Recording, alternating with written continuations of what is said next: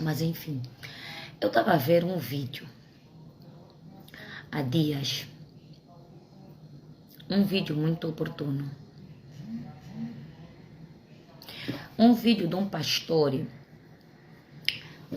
que ameaçou, parece o Coutinho, se não me engano, ou um pastor que falou não sei o quê. Eu acho que os pastores estão um bocadinho perdidos com o púlpito. Das duas, uma.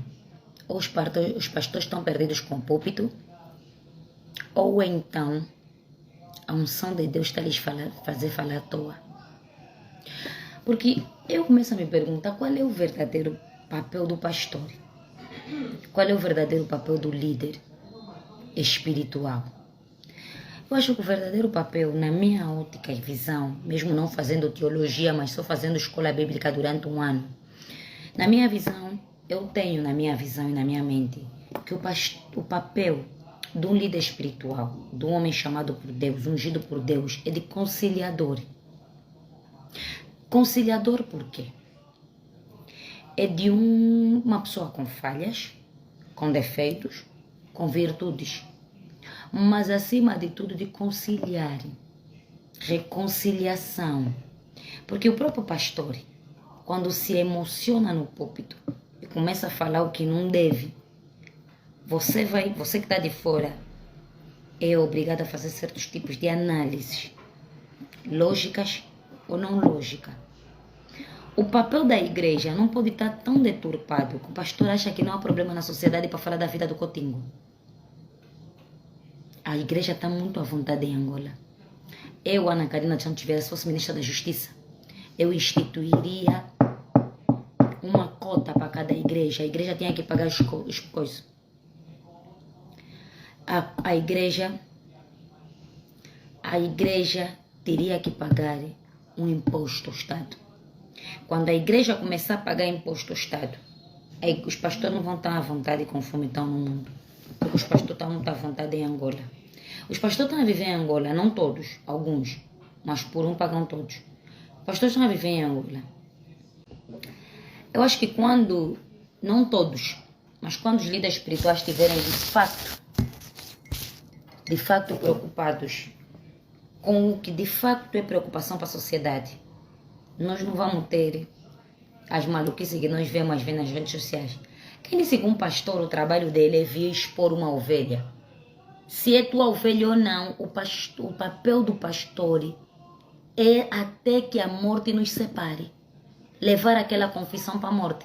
Se eu que não sou pastora, sou jurista advogada, eu levo confissão do meus clientes até no fim dos últimos séculos. Eu levo, faço isso, fecho a boca. Alguém vem me contar uma coisa, doutora, não sei o quê. Assim. Há clientes meus mais velhos que chegam a mim e me dizem assim, doutora, com todo respeito, queremos partilhar, queremos comprar uma casa, queremos comprar uns bens aqui em Portugal. Como é que fizemos? Qual é o conselho que a doutora nos dá? Eu, não, doutora, nós estamos a conversar com a doutora por causa do sigilo profissional que a doutora tem. E muitos deles trabalham em boas posições, mas eu nem na minha família. Eu nem na minha família. Eu já fiz documento contribuinte de netos de chefe do Estado. Quando eu recebo o documento, faço o contribuinte, em seguida eu queimo o arquivo. Por quê? Porque às vezes vai na minha casa, vão alguém mexendo no meu computador, vão encontrar, então eu prefiro não. Por quê? Porque é o meu sigilo profissional. É ali onde sai o meu ganha-pão. Então, como é que é possível que pastores não tem trabalho, dá 15 dias no Coutinho, senão eu vou vir contar. Mesmo até que aconteceu, não aconteceu. Foram no feiticeiro, não foram feiticeiro, foram no cumadeiro. Nem você que julga, pastor, quem julga é Deus. Ou agora vocês já viraram Deus. Conforme disse o outro, que a chave do mundo está na minha mão. A Bíblia é clara em dizer como o povo padece porque lhe faltou conhecimento. A Bíblia é muito clara. A Bíblia também é clara em dizer que nem todos que me chamarão Senhor, Senhor, entrarão nos reinos dos céus, somente aquele que faz a vontade do meu Deus, a vontade do meu Pai. A Bíblia também é clara em dizer que Satanás era anjo e vivia lá no céu. Depois começou a investigar Deus e foi expulso com a terça legião lá de cima. Então, o que não me faz crer que existem falsos profetas? Porque está escrito no livro do Apocalipse que nos últimos dias tribos se levantarão sobre tribos e falsos profetas aparecerão. Mas eu me pergunto assim, nós temos um problema da fome. Por exemplo, no outro dia estava saindo Nova Vida, nesses táxis privados até na cidade, e estava ouvindo um programa, o moço pôs um programa que era o programa do... Não sei qual é a igreja, qual é a rádio, que tinha um pastor, um profeta, ok? Que ligava, as pessoas ligavam, ele orava e estava a distribuir cestas básicas. Eu acho que o trabalho da igreja tem que ser esse. Eu acho que o trabalho da igreja, quando a Bíblia vai dizer em Malaquias 3:10, trazer o dízimo à casa do tesouro para que haja mantimento na minha casa. Eu acho que o dízimo é isso. Hoje passei aqui pelo Golfe e vi que a igreja Maná ainda não terminou. Por que a igreja Maná ainda não terminou? Se a igreja Maná faz todos os dias dinheiro, todas as semanas dinheiro, milhões e milhões, ainda não terminou a obra, porque na igreja Maná o templo do Senhor ainda não terminou. Por quê? Por que nas igrejas os pastores, em vez de se pegarem, começarem a andar atrás dos crentes, ficar andando atrás das figuras públicas, esse e aquele, por que o pastor não iam criar um sistema assim? Imaginemos uma ideia para vocês que querem ser pastor à força, ungidos de Deus à força, mesmo sem Deus vos ungir. Porque muitos de vocês são ungidos mesmo sem Deus vos ungir. Vocês se comportam como Adonias se comportou. A Bíblia vai dizer que quando Davi estava à beira da morte, Adonias, seu filho, quis se proclamar rei sobre Israel. Então ele pegou, vestiu já a roupa de Davi, começou já a reunir os sacerdotes e todo para lhe ungirem como rei. A Bíblia vai dizer que Davi já era bem velhinho. Então Batseba e o profeta Natan foram ter com Davi. Chegaram Davi, Senhor, o profeta disse, olha, como é que Adonias vai ser rei se o Senhor sempre nos disse que quem vai ser rei é Salomão? E Davi disse, não fui eu que instituí, foi o meu Deus que instituiu Salomão como rei. Faz sentar Salomão no meu bezerro, 10 são para Israel, no meu bezerro, vesta a minha túnica e lhe consagrem, chama os anciãos para lhe consagrarem, porque não sou eu, não vem da minha vontade. Então como é que, se você é um homem ungido por Deus, você não pode espalhar? Você, quando a Bíblia vai dizer assim, tem uma igreja cheia com 99 rebanhos de ovelha, e tem uma ovelha que se dispersou, nesse caso, por exemplo, o contínuo se dispersou. Você, pastor, larga essas 99 e vai atrás daquela ovelha que está dispersa. Agora como é que você, pastor, vai dizer, eu te dou 15 dias, você é juiz, você mesmo é homem mesmo de Deus, que oras mesmo no Deus de Abraão, de Isaac, de Jacó, de Israel? Ou você anda a orar em Balão e Acerate, como orava Jezebel e os seus discípulos, e os seus profetas? Porque também existiam os profetas de Jezebel, os profetas de Balão e Acerate. Então muitos de vocês são profetas de Balão e de Acerate, por causa do vosso comportamento. Por isso que cada vez mais, as igrejas, para vocês quererem que os crentes ficam na igreja, então eles dão profecia. Profecia quem dá é Deus. A profecia que dá é Deus. Não é qualquer uma pessoa. Eu encontro bem de mensagem no Facebook ou no Messenger, Deus mandou te dizer que não sei o que, Deus não me dá recado. A mim, eu, Ana Karina, Deus não me dá recado. Deus me visita no sonho, Ele me explica. Quando também é problema, Ele também me explica. Não porque seja muito espera do Espírito Santo, mas ou porque eu sou filha dele. Se Ele é meu pai, Ele não pode falar comigo, Ele não pode falar comigo por intermédio de outra pessoa. Eu nunca vi esse tipo de pastor.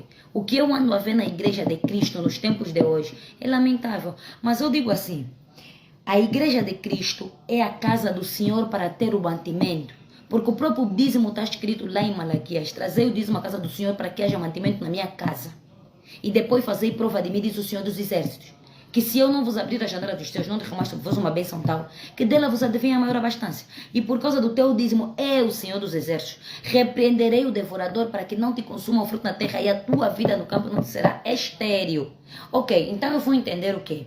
Pelo momento que nós vivemos, a situação atual que vivemos no país, o nível de fome e desemprego, o nível de miséria extrema, de pobreza extrema, eu vou entender que a igreja tinha que ter um papel crucial.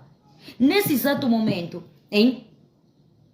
Nesse exato momento, a igreja tinha que ter um papel fundamental, para ajudar o governo. A igreja não pode dizer que a partidária é mentira, porque dentro da igreja tem muitos pastores que pertencem no governo, que muitos deles até são ministros, são governadores, são isso, são aquilo, que sentam na fila de frente, que estão no partido no poder, que estão da oposição, estão na igreja. Como é que depois, para certos assuntos sociais, a igreja quer separar? A Bíblia vai dizer, ou seja, a Constituição vai dizer que o Estado é laico. Ok, o Estado é laico, mas não é laicista. Quer dizer que as pessoas podem aderir à religião, não é? Não é assim que Deus disse, seja a luz onde você está. Se você vai estar no governo, tens que ser luz ali onde você está. Então eu vou entender o quê? Eu vou entender que o papel da igreja deveria ser fundamental. Como neste exato momento, o papel da igreja a nível de Portugal é fundamental. A Santa Casa de Misericórdia, a igreja católica que vocês tanto condenam, que profanam, dizem que na igreja católica tem não sei o quê, os pastores da católica são pedófilos, as madres são bandidas, isso e aquilo. No vossos púlpitos, vocês só falam da católica, católica, católica, católica. Nos púlpitos das outras, da igreja católica ou no altar deles, eles não estão embora falar nada de vocês. Mas vocês, quando estão no vosso púlpito, é só falar da igreja católica torta e à direita. Mas deixem eu vos dizer uma coisa para vos fazer mesmo recordar uma coisa. Na igreja católica, a nível de Portugal, quem ajuda os pobres a nível de Portugal, que está ajudando a Santa Casa de Misericórdia.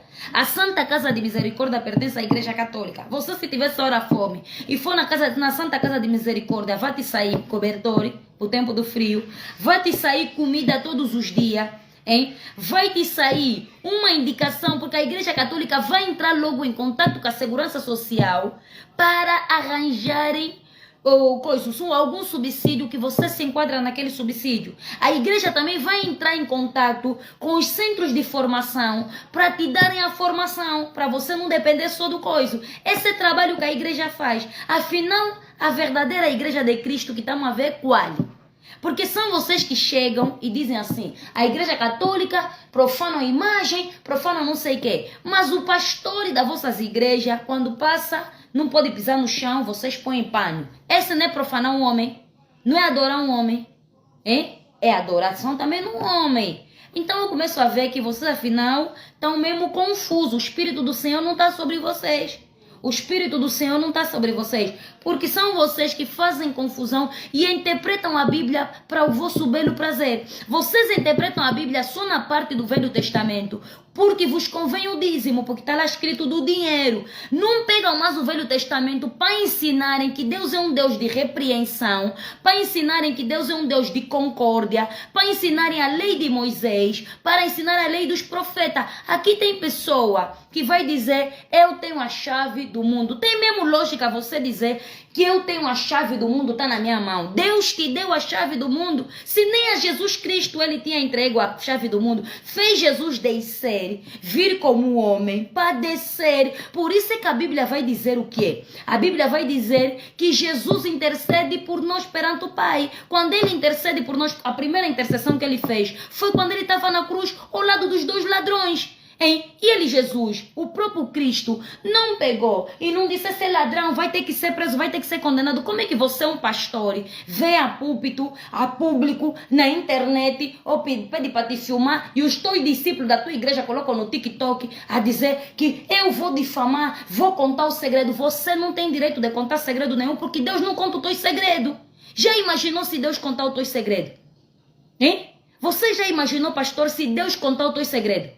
Nós temos pedofilia dentro da igreja, hein? A pedofilia que vocês dizem que só existe na igreja católica, nas igrejas evangélicas também tem. Nós temos pastor a engravidar nas igrejas evangélicas.